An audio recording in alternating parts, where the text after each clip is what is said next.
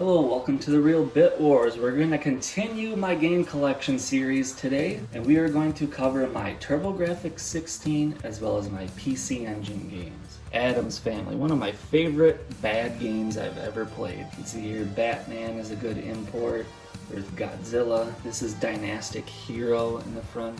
I'm sure you're noticing Rondo of Blood sitting over there. Probably one of the more rare games in my collection. Here for good measure. Buster Bros. And Cosmic Fantasy 2.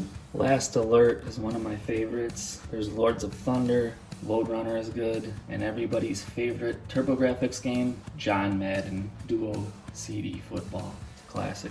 These are more of the Power Pro Wrestling games here. This one on the bottom right, Force Gear, is actually the only reproduction that I have. You can see it is actually from another game, which I will show later. This is a Konami shooter. Pretty bare bones though.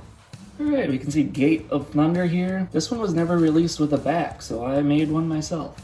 It does also include Bomberman, Bonk's Revenge, and Bonk's Adventure. Those manuals are inside here. This is Die Hard. That was a very gratifying experience to finally beat that. It took me several tries over the course of a few years before I finally took care of it. And in my opinion, the definitive version of Double Dragon 2, which is the best Double Dragon game there is. So I consider this the best Double Dragon game. So earlier I lied, I also do have Implode. That's another like homebrew reproduction.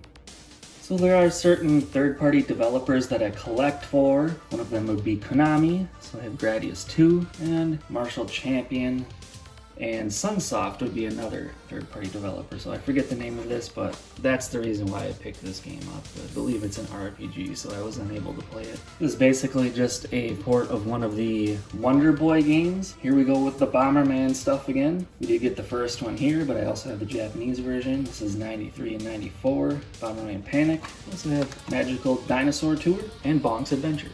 The infamous Fighting Street. Final Zone 2, that's a pretty infamous one. Ninja Spirit is one of the best games on the console. We have Ninja Warriors. This here is like a pachinko game. And here is Parodius. Parasol Stars in the bottom right. So we got R-Type here. In Japan they got R-Type 1 and 2, which is just the levels split up into two separate games. But Japan also did get R-Type Complete CD. Powergate is a UN Squadron ripoff. You can see Snatcher there, as well as the pilot disc. That is Salamander. Sidearm Special. Yet another baseball game, because I know you love that.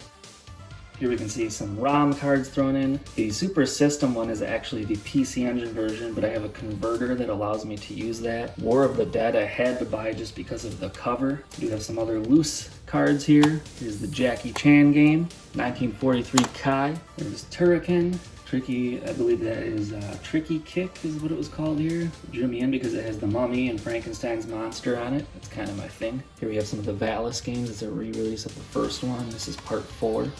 Sticker you see on this one, I forget the name of that game, but that's conveniently covering up a little bit of nudity there. That Force Gear game that I mentioned earlier, here is the game that it is unlockable on.